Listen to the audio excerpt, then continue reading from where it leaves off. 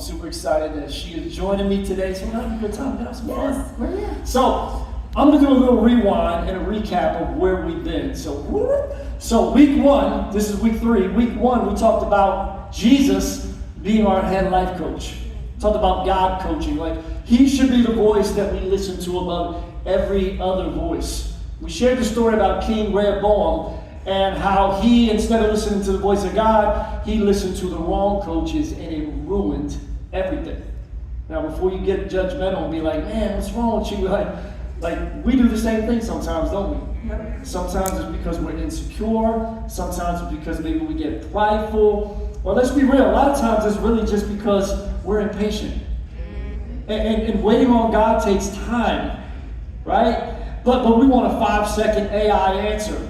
But I want to remind you that AI sometimes gets it wrong. Other people get it wrong. But my God, he gets it right every single time. Right. Make some noise if you believe that today.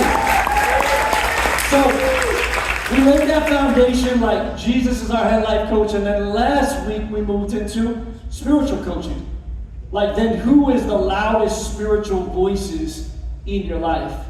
And so here at Crossover Church, we stand on Bible. So we took the Bible. What does the Bible say about that? In Acts chapter 2, it lays a blueprint of the New Testament church.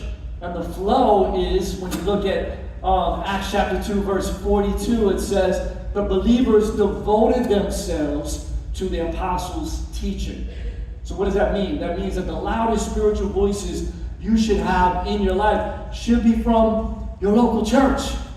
Not your TikTok pastor, not your favorite Christian influencer, but from your local church. That should be the loudest voices. That's the place where you come and you worship together and serve together and you grow together in community. Everybody say community. Community. So if you missed either of those 2 messages, you could go back and watch them on our YouTube channel, Crossover 813. So we talked about God coaching, spiritual coaching. Today, we're going to talk about personal coaching.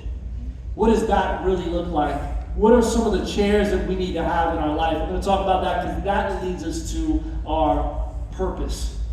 And our desire, our goal as leaders of Crossover Church is we want to see every person that's connected to this community be living in their sweet spot, to be walking in their purpose. Everybody say purpose. Purpose. Let's go. So Crossover, my question for you then is, how bad do you want it? How bad? How bad do you want it? Because growth doesn't happen by accident. No. It's got to be intentional, right? And in order to win in the game, you got to be in the game. Mm-hmm. But there's 3 things that you need to bring with you to this game. You got to bring it. You got to bring it. But hold on. Y'all got to bring your notes game. I see some people in the front row. They're ready. They are ready. So listen, some of y'all are old school. You got your notebook. You got your pen. All good. Some of y'all are digital. You're digital. You can pull your phone out. Yeah, you can use your phone at Crossover Church. If you don't have the app, you can tap that little disc on the seat in front of you if you're worshiping online. Download the app. It's in the app stores and in both stores. We love everybody here at Crossover. Apple, Android, everybody. Got it for everybody. But you can take notes in the app because there's some things you got to bring today. So talk about it. What do they got to bring? We're giving them a lot of stuff. But the first thing you're going to bring to the game with you is you're going to bring teachability. Bring teachability. You have to be willing to receive correction even when it hurts. Ouch.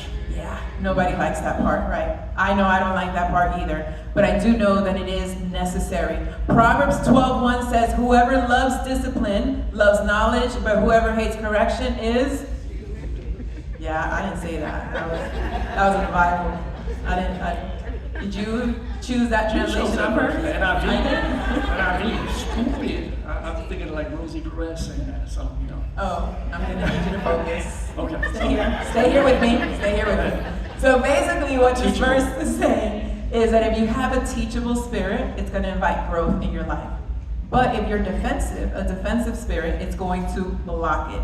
The second thing you bring to the game is bring vulnerability. You have to be willing to be seen. And the truth is, I know this, we want to be seen, but we're also afraid of being seen. I know, right? We are afraid of being judged or labeled, right? Maybe shame is overpowering you right now, and shame is whispering to you, don't get too close. Don't say too much, because if you do, they're gonna back up, right? And so I know what it feels like to be there, where you have your guard up, you build this wall, a protective layer to avoid people getting too close to you. That's out of fear of rejection. But I've also been on the other side. I am on the other side, where I get to experience the beauty of being fully seen and fully loved just as I am. And that feels so good. Not just by my Heavenly Father, my amazing husband, and an amazing circle of friends that see me just as I am, and they still love me. James 5:16 says, confess your faults one to another and pray for one another that you may be healed. So God's not going to heal what you don't reveal. And so sometimes we have relationships in our lives that are going to bring healing and also revelation into our lives. But we have to be open. We have to be open about our struggles. We have to be open about our blind spots. And we have to be willing to accept, right, what comes our way. The third thing that you're going to bring is commitment. Bring commitment, which means show up consistently. And I want to say that commitment is not a bad word. I think we make it a bad word, but commitment is not a bad word. But we live in a culture that loves convenience. And I'm not going to lie, I love my Amazon Prime. I absolutely do. I love boxes every day at the house. Not every day, he's exaggerating. Maybe every other day, but I love my online shopping as well, right? Online groceries. So we live in this culture of convenience. We're scrolling, we're pressing buttons here and there. We're after the next fashion, whatever's trendy. We're chasing the next voice that sounds really good. But let me tell you something, crossover. Discipleship is not digital. Discipleship is not digital. It's relational, right? Yes. It's relational. And so there's no such thing as drive-through discipleship. You can't microwave growth or maturity, especially when you're going back and forth from one table that God brought you to another. You can't grow spiritually or in maturity when you're going from one church to another. So this winning trio that we're going to talk to you about today is not a one and done deal. This is a journey. It's a lifelong process. So it takes showing up, even when it's not exciting. It takes showing up and being committed, even when it gets hard, because you got to choose your hard. And God's going to send you the right voices into your life, but you got to stay in the game long enough in order to hear those voices, to trust those voices, and grow with those voices. So crossover, who's ready to get in the game? You guys ready? Ready. So tell your neighbors, time to get in the game. Time to get